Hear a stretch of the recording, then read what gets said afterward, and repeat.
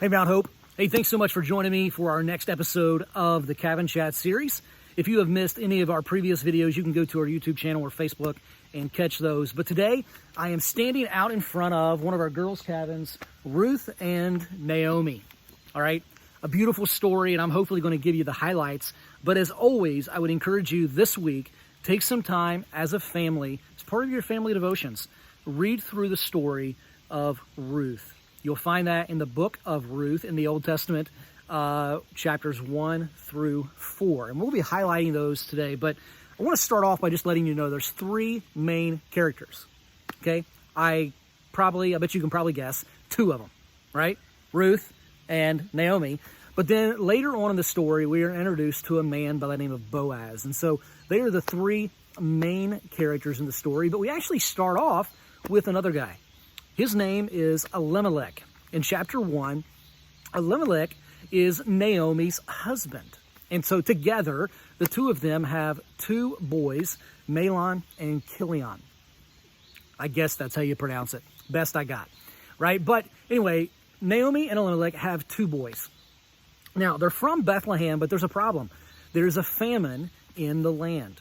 And so what they decide to do is pack up all their suitcases and head to Moab, which is our modern-day Jordan.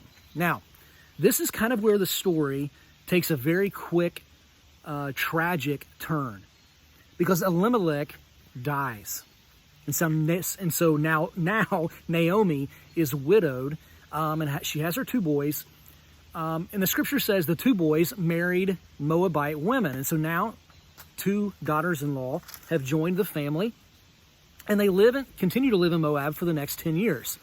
But at that point, what happens is both boys also die. And so now you have the three women that are left. You have Naomi, and then you have the two daughters-in-laws, Ruth and Orpah.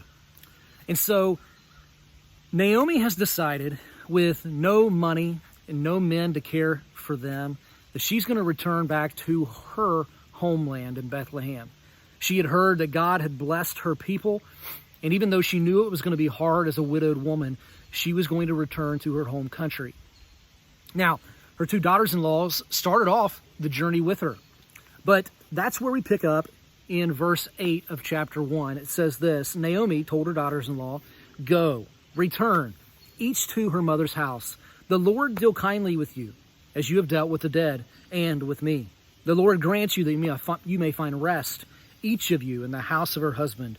Then she kissed them. They lifted up their voice and wept. And so Naomi was trying to encourage both ladies. Hey, listen, why don't you just stay here, stay at home. And I just pray that God will bless you and deal kindly with you as you have done with me. And so she was strongly encouraging them to just stay at home while she returned to Bethlehem. Orpah decided to do that, but Ruth did not. In fact, in verse 16 and 17, this is what we read. And Ruth said, "Entreat me not to leave thee, or to return from following after thee. For whither thou goest, I will go, and where thou lodgest, I will lodge. Thy people shall be my people, and thy God my God. Where thou diest will I die, and there will I be buried. The Lord do so to me, and more also, if aught but death part thee and me." It's a beautiful display of loyalty. In fact, sometimes you'll find in marriages that this passage of Scripture is brought out to describe the loyalty that is expected in a covenant marriage. And so just a beautiful display of loyalty. In fact, later on at the end of the story, we're going to find another display of loyalty as well that kind of bookends the story. But for now, Ruth decides that she's going to stick with Naomi on her journey back to Bethlehem. And so when they get to back to Bethlehem, it just so happens, and let me just say that again, it just so happens, that's going to be said quite a bit here in the next few sentences, that they return right at the beginning of barley season. And so the beginning of chapter 2, Naomi and Ruth are discussing, like, what are we going to eat? How are we going to eat? And so Ruth decides that she will go glean or pick the barley from the fields. And so it just so happens that she ends up in the field of a man by the name of Boaz, who it just so happens to be a relative of Naomi. Okay? We'll talk more about that in just a minute. But while she's there, Boaz decides to deal with her very kindly. He tells her, or his workers, to really make it easier on her. Just kind of leave some here on the ground for her to pick up. And he even mentioned that she was so loyal to Naomi and that she was a woman of great, noble character. And he decides to follow kind of this law from the Torah in Deuteronomy 24 to show generosity to immigrants. Now remember, Ruth is a Moabite, right? So he is showing kindness and generosity to the immigrant and to the poor. And he even says that he prays that God will reward her for her boldness and courage. It's a beautiful thing. And so she returns with a sack full of barley and tells Naomi the news that she met Boaz. And this is where we're introduced to a new term called the kinsman redeemer, okay? Or a family redeemer. And that's what Naomi says that Boaz is. He is our family redeemer, our kinsman redeemer. Now, you got to understand what that means. A family redeemer was a cultural practice in Israel where if a man in the family died, and if he had left behind a wife or children or land or property, then it was the family redeemer's responsibility to marry the widow, take up and take care of the land, and carry on and protect the family line. Okay, so this is kind of where I kind of just get the picture. Naomi's playing matchmaker. They hatch this plan, right? Naomi says, hey, Ruth, go take a shower, put on some perfume, get dressed, and make sure you let Boaz know that you are available. Well, that's really kind of what chapter 3 is about. Ruth does just that.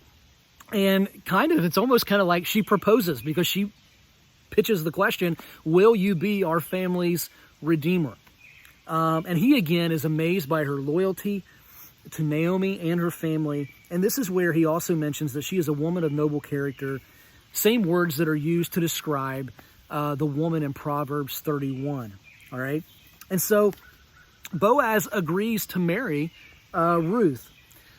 However, he decides he's going to wait till the next day to do it in front of the town's elders.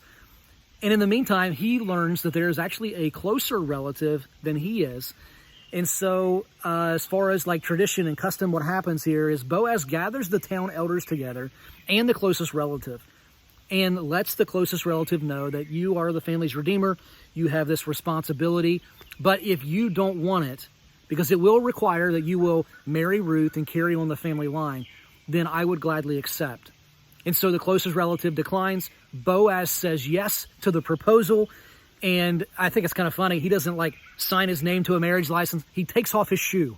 That's kind of the way they did it traditionally, I guess. But he takes off his shoe to make it official, and he marries Ruth.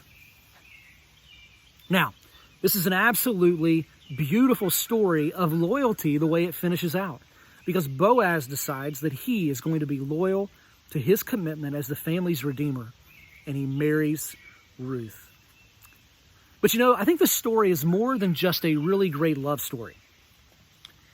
It's really a story of hope. And any moment I can talk about that right now, I want to, especially with us being Mount Hope Bible Camp. But if you think about the entire story, Ruth in chapter 1 and Naomi in chapter 1, they both lose their husbands. Naomi loses both sons. There's also a famine in the land. This is a difficult time. And now, at the end of the story, now there is new life and there is joy that has replaced tragedy. In fact, I think honestly in this story, we have these characters that face normal challenges. Everyday, mundane challenges. Like there's the challenges of moving, right? Or financial responsibilities. Or trying to find some groceries, right? Or just dealing with the issue of death. All of these things are just normal circumstances for all of us. But God in this story was weaving a story of redemption out of all of the details. I mean, Naomi even changes her name or says, call me Mara, which means bitter. It illustrates how, where she was in this story. Like, this was a difficult time, but in the end, there was restored joy. You know, actually, what's beautiful about this story is that Ruth and Boaz have a son named Obed. And you know what? Obed later had a son himself named Jesse. And Jesse later had a son named David. King David. And we know from King David's line, Jesus enters the story, right? And so what a beautiful picture of redemption. Hope. Hope is brought to our lives. This story is woven into the grand story of God. And so my question that I want to leave you with today is, how is God at work in the mundane details of your life? How is he working in the midst of your normal circumstances, or even in the midst of your tragedy, to bring about hope? He is a good God, but he is calling us to be loyal and faithful to each other and to him. Hey, God bless. Thanks so much for watching. Check back next week for our next episode of our Cabin Chat series.